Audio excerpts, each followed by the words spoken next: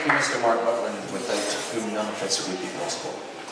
I love having an audience of any people because I'm a market researcher at heart, and I'd like to conduct a little bit of market research, if that's okay. Even those who are eating have now gone silent because it looks like I might be punishing them. I'd like to know who. Now, given the sort of ethos of freedom on the internet, I have to start off by saying, that I'm not actually going to be criticising you. Who watches stuff on YouTube for free without care of the consequences as to whether or not it's owned by someone and it's copyright material? It must be 100%. I do this all the time. And the only person who didn't put her hand up has got her headphones on because she's listening to some pirated material as we speak. Okay, who's done the same with movies? People with kids tend to do this a lot, I think. Lots of Disney movies on there. Okay, who's actually consciously downloaded pirated music or movies? There you go. Who's actually sat and pressed click? Okay, so we're about 50% there still. Interesting. Who's done this with a book? With an ebook? Has anyone actually pirated or an essay? There you go. So I'm not sure. So oh shit. Okay, so that's about 20%. I always find this dead interesting because there's a sort of historical curve where everything that's happened to us now happened in music first, and music as an industry is really, really buggered. Next part of the research. How many of you are writers? Great. Oh, Jesus, it's about 50% of the audience. That's good. Okay. How many of you are musicians? None. Okay. How many of you are actors or film directors? Never guess any of that one. No. Okay. How many of you make a living from your artistic practice? Ooh. 3, 4. That's a much higher ratio than we've actually seen in market research so far. Anyway, the consequences of this is that if you care for the art forms which you work in and other people work in, then stop ripping stuff from the internet because it's destroying the culture industries. There we go. Thank you.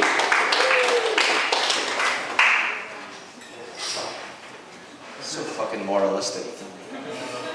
Anyway, so this is one of the little things I found in the world when I was doing research for Tales in the Mall. It is compiled from the cover titles in women's magazines in Tesco, Silverburn Mall, Glasgow, on the 1st of January 2011. And I call it Countdown to Zero.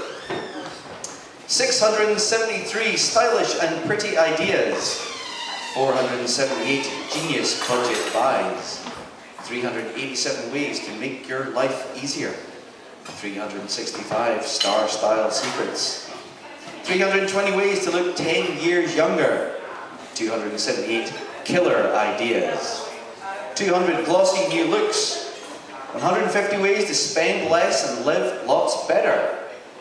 Dying to be thin. I took 120 slimming pills and 40 laxatives in one go. 63 small changes with big results. 54 foods that fight fat. 20 pounds in 30 days and still losing.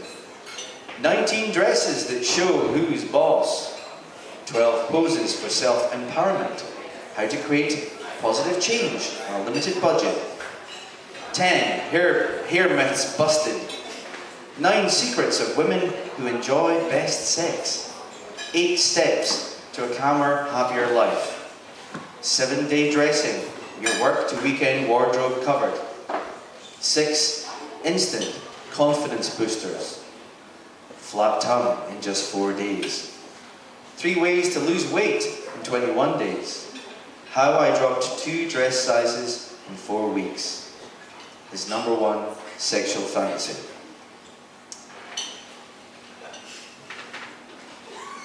On the subject of women's clothing, this is called Incident in a Mall number 22. A solitary car on the top floor. Once a week, in one of Glasgow's 5 major shopping malls, a BMW drives to the top floor of the car park, irrespective of whether there are spaces available on the other floors. The driver, a well-dressed man in his 40s, parks the car at a spot with no other cars in sight, and then takes the escalator to the shopping mall to shop. 20 minutes later, he returns with a shopping bag, goes into the trunk of his car and lifts out a sports bag. He then takes both bags inside with him and locks the doors. The windows of the BMW are slightly mirrored, making it difficult to see what is going on inside. Half an hour later, the same car drives slowly around all the 7 floors, stopping finally at the attendant's booth. The electronic window goes down and reveals what appears to be a stunning woman with a platinum blonde wig. "Hi, Dave," she says. And the attendant replies, "Hello again, Greta. How are you today?" She's told him before that is her preferred name. "Would you like to see my new dress?" Greta asks. The attendant concurs as there's no one around and there's no harm in it.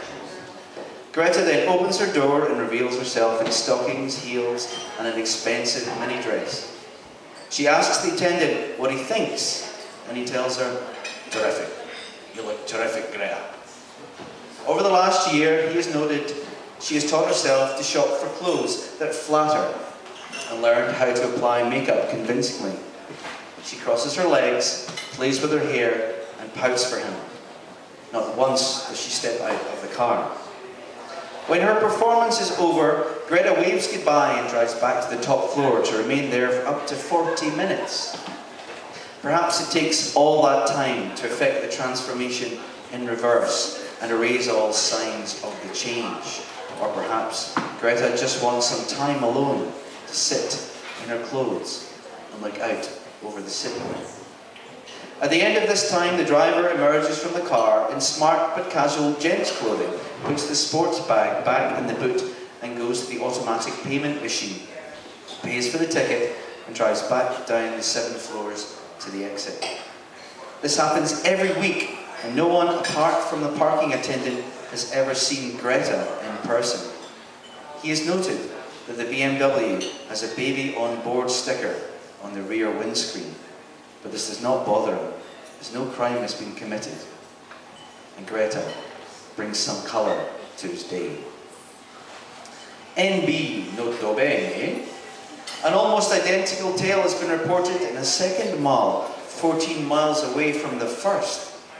In the second report, however, the individual wears a red wig, drives a Nissan, and has never spoken to anyone, although she goes for walks in high heels in the car park. These walks are brief, of about 20 feet, and the person appears to be recording herself, performing to a camera in the car. This new phenomena is named public cross-dressing, or daring, by cross-dressers themselves, and has become a cult phenomenon. It has been facilitated by, among other things, affordable video technology, camera phones, and the internet.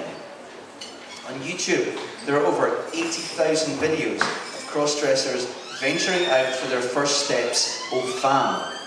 The challenge is to pass in a public place.